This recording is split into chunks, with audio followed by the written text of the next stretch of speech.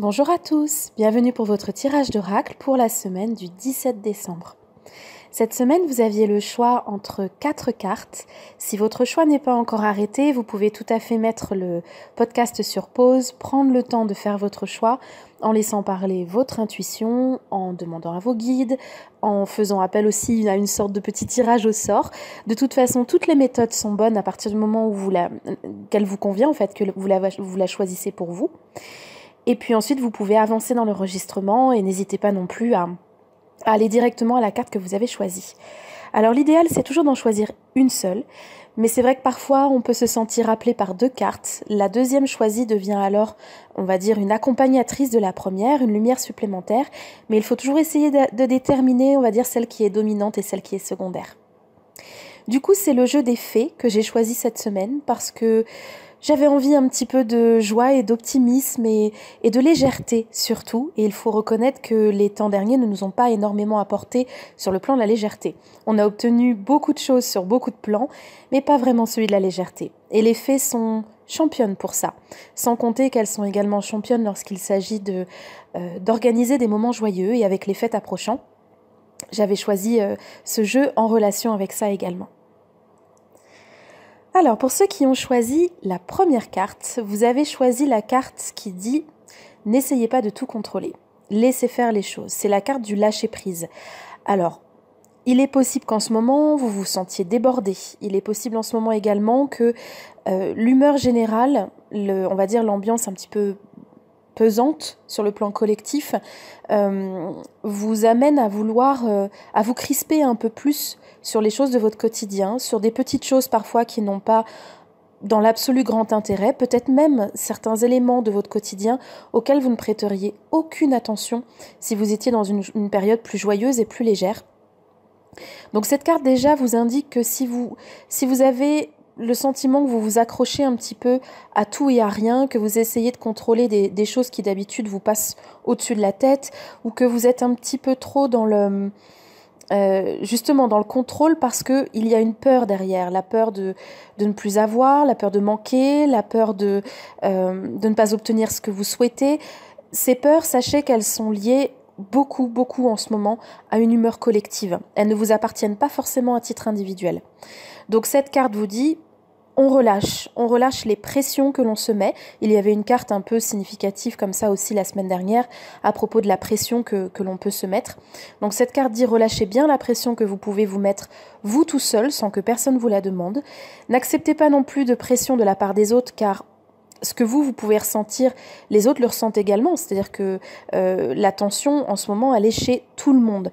Donc forcément, même si vous faites le choix volontaire et positif de lâcher un peu prise, en face, les gens que vous aurez en face de vous ne seront pas forcément dans la même optique, sont certainement aussi sous tension, et donc ça va créer un contraste entre vous et eux. Donc ne vous laissez pas remettre sous pression si vous arrivez à relâcher un petit peu. Ensuite, cette carte, elle tombe bien aussi quand on est dans les préparatifs des fêtes de fin d'année, puisque, comme je le dis déjà depuis 2 semaines, presque 3, Michael nous l'a dit toutes les semaines, les fêtes, il faut les faire comme vous en avez envie. Et souvent, c'est une période de pression, notamment familiale, pour savoir comment on s'organise, qui fait quoi, qui invite qui voilà, il y a une espèce de pression qui accompagne le fait de pouvoir vivre aussi des moments de famille précieux. Mais en tout cas, cette carte vous rappelle que Noël, ou le Nouvel An, ou l'ensemble des fêtes, c'est à votre façon, c'est comme vous le sentez, avec les gens que vous avez envie de voir. Cette année, peut-être même encore plus que les autres, parce que, comme je vous le disais la semaine dernière, je crois qu'en termes d'années subies, c'est bon, le compte y est, il n'y a peut-être pas besoin d'en rajouter, donc surtout passez des fêtes de fin d'année telles que vous avez envie de les passer, que ce soit seul, accompagné, avec des amis, de la famille, bref, comme vous le sentez. Ne vous mettez pas sous pression, ne cherchez pas non plus la perfection, et laissez-vous guider, laissez-vous porter plutôt par la joie de l'événement que par l'obligation d'organisation que vous pouvez mettre derrière. Et enfin, comme troisième signification, pour ceux qui sont dans une situation compliqué professionnellement ou sur le plan juridique, avec une attente de quelque chose, attente d'un contrat, d'une augmentation, d'une embauche, d'une résolution de conflit. Cette carte dit que ce n'est pas le moment de la gérer de manière hyper contrôlante. Certainement parce que tout ce qui peut être un peu officiel ou juridique, ça a tendance à ralentir sur la période de fin décembre, car il y a beaucoup de personnes qui sont en congé, en vacances, etc. Donc de toute façon, vous n'obtiendriez pas forcément, en termes de délai, les réponses dont vous avez besoin, mais surtout parce que ça n'aide pas. Ça n'aidera pas. Tant que vous avez fait tout ce que vous deviez faire en termes de démarche, en termes d'implication, en termes de demande, le résultat, lui, ne vous incombe pas vraiment. Et plus vous essayez de mettre de la pression, plus vous en ressentez par rapport à cette situation, moins elle se réglera à votre avantage. Donc n'hésitez pas à relâcher l'issue que vous souhaitez obtenir de cette situation pour que justement vos guides aient une marge de manœuvre suffisante pour vous apporter une réponse favorable et plus encore. Si vous avez choisi la deuxième carte, vous avez choisi celle qui vous propose de demander ce que vous désirez. Autrement dit, de laisser, de faire en sorte que l'univers soit au courant de ce que vous souhaitez obtenir. Ça demande, on va dire déjà deux choses. La première, en toute logique, évidemment, il faut le formuler, il faut pouvoir le transmettre. Alors, pour transmettre une demande à l'univers, alors on en transmet à longueur de temps. Hein. Notre simple champ électromagnétique, si vous voulez, ce que nous dégageons en termes d'ondes, c'est en permanence un message que nous envoyons à l'univers. C'est pour ça que nous récoltons, par loi d'attraction, ce dont nous avons besoin en permanence. Et le besoin n'est pas forcément toujours positif. Mais nous avons aussi des guides qui peuvent transmettre des messages et des prières de manière beaucoup plus efficace, qui peuvent aider à vous guider sur le chemin qui vous permet d'obtenir ce que vous souhaitez.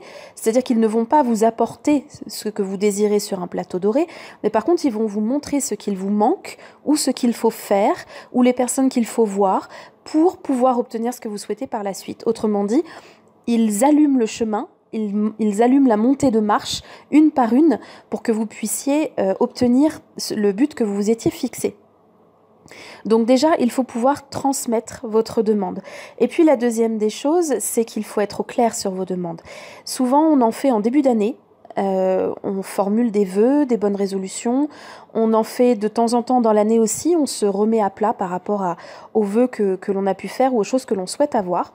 Eh bien, c'est vrai que de temps en temps, et pourquoi pas en cette fin d'année, avec un bilan sur ce qui a été obtenu et non obtenu cette année, faire un bilan de ce que vous souhaitez encore avoir. Parfois, certains vœux deviennent obsolètes. D'autres, au contraire, sont persistants et demandent du coup de s'y impliquer davantage pour les voir réussir.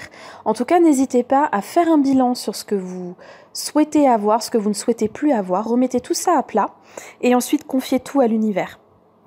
C'est aussi une carte généralement qui indique que on va être gâté.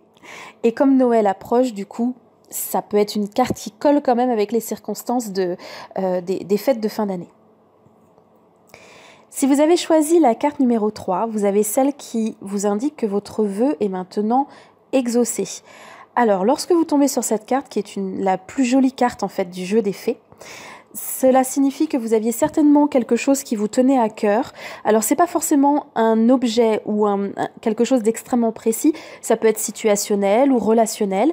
En tout cas, il y a une amélioration nette de ce que vous auriez souhaité avoir et qui enfin arrive dans votre vie. Donc, c'est une carte annonciatrice de bonnes nouvelles. Elle peut aussi vous signifier que la période des fêtes se passera mieux que ce que vous anticipez. Peut-être que vous voyez la période des fêtes arriver avec un tout petit peu d'appréhension. Eh bien, cette carte vous dit, pas d'inquiétude, ça va bien se passer. Pas de manière parfaite, c'est sûr, mais ça va bien se passer, donc profitez. C'est une carte aussi qui correspond à tous les anniversaires. Donc, joyeux anniversaire à ceux qui auront la chance de le fêter cette semaine. Et puis bien sûr, c'est une invitation à persister dans les vœux que vous avez formulés. Donc elle correspond un petit peu à la carte d'avant. Du coup, si vous avez choisi la 2 et la 3, elles vont quand même très très bien ensemble. C'est une carte qui dit de persister dans les vœux que vous avez pu formuler par le passé, parce qu'ils vont finir par s'exaucer, ils vont finir par entrer dans votre vie de manière accomplie. En tout cas, ils ont été entendus par vos guides et vous êtes guidés sur le chemin qui vous permet de les concrétiser. Donc cette carte, c'est vraiment la plus jolie carte du jeu des fées. C'est vraiment une carte positive, encourageante, qui vous montre que tous les efforts que vous faites seront payants, que vous aurez le retour à juste titre de toute l'énergie que vous avez investie dans tous vos projets, dans tout ce que vous avez essayé d'entreprendre, dans tous les changements que vous avez accomplis. C'est une véritable carte récompense. Et pareil, lorsqu'on approche des fêtes, tirer une jolie carte comme ça, c'est aussi l'expression d'une joie à partager, à ressentir, à partager. N'hésitez pas à passer des fêtes qui sont avant tout ancrées sur la joie. Même si tout n'est pas joyeux autour de vous, passez au moins ce moment-là dans un esprit de joie. Si vous avez choisi la carte numéro 4, vous avez choisi celle de la guérison et du guérisseur. Alors, première signification, évidemment, très jolie carte pour toutes les personnes qui sont investies dans du travail énergétique, qui font des reconversions dans le domaine de l'énergie, que ce soit le Reiki, la réflexologie, le massage, le soin énergétique pur, le magnétisme, enfin tous les domaines qui permettent la thérapie, bien sûr, tous les domaines qui permettent d'aider à la guérison, qu'elle soit physique, spirituelle, psychologique, etc. Vous êtes favorisés cette semaine. Les énergies vous correspondent bien. Vous ferez certainement de jolis progrès, que ce soit sur le plan professionnel pur ou dans vos soins en eux-mêmes. En tout cas, c'est une carte d'encouragement à continuer le travail sur lequel vous vous êtes investi. Vous avez posé beaucoup de bases dans vos connaissances et vous allez encore faire des progrès. Dans la deuxième signification de cette carte, je pense qu'elle correspond d'ailleurs bien à la saison, cette carte dit qu'il faut faire attention à l'équilibre de votre corps, que vous êtes un petit peu plus fragile et un peu plus exposé aux virus, microbes, etc. de saison, et que du coup, votre corps aurait besoin d'un petit coup de boost pour éviter justement de tomber malade. Ça serait effectivement dommage de tomber malade la semaine avant Noël. Donc n'hésitez pas à nourrir votre corps de vitamines, de minéraux, de fruits, légumes frais qui vous permettent de garder la pêche. Pourquoi pas aussi une petite cure de pépins de pamplemousse qui permet de bien booster le système immunitaire. Je vous laisse en tout cas voir ce qui correspond à vos besoins. Il y a aussi peut-être un besoin en lumière, en luminothérapie. Voilà, donc chacun sentira dans son corps ce qui est important pour lui. En tout cas, ne laissez pas passer trop de temps avant de booster votre corps parce que sinon, sa résistance immunitaire sera moindre et vous risquez effectivement de vous sentir au minimum très fatigué, voire carrément de tomber malade en chopant le premier truc qui passe. Voilà, donc une carte de prévention, on va dire. Et pour tous ceux qui sont déjà malades, une carte qui vous dit, voilà, prenez bien soin de vous, prenez le temps de rebooster votre corps. On guérit et on se remonte beaucoup moins facilement quand on est au cœur de l'hiver, parce que le manque de lumière, le manque de chaleur, etc. fait que le corps a moins de réserve et donc on remonte moins vite. Donc pareil, n'hésitez pas à soutenir votre corps de manière naturelle pour qu'il remonte la pente le plus vite possible. Voilà. Et une dernière chose, c'est que toutes les personnes qui ont eu un moral un peu bas en raison de tout ce qui était collectif, donc qui se sont sentis un petit peu bouffés, on va dire, par des énergies ambiantes pas très très agréables. Faites attention parce que bien sûr ça abaisse votre propre niveau d'énergie et plus notre taux d'énergie, notre taux vibratoire est bas, même lorsqu'on n'en a pas l'habitude et surtout quand on n'en a pas l'habitude, alors notre système immunitaire devient fragile et notre corps va réagir de deux façons. Soit il peut par exemple prendre plus de poids d'un seul coup pour essayer de se prémunir en fait, de se protéger des énergies négatives ambiantes, ou alors il n'est pas trop dans notre tendance de prendre du poids, à ce moment-là le corps peut réagir en tombant malade, en chopant le premier truc qui passe pour forcer le repos et du coup vous vous retrouvez embêté alors que ces énergies négatives à la base ne vous appartiennent pas du tout. Voilà, donc Michael prévient, attention, remontez-vous en énergie afin de pouvoir lutter contre les microbes et surtout contre la morosité ambiante. Voilà, je vous souhaite une excellente semaine, de joyeux préparatifs pour ces fêtes de fin d'année et je vous dis à bientôt pour d'autres podcasts. Bye bye!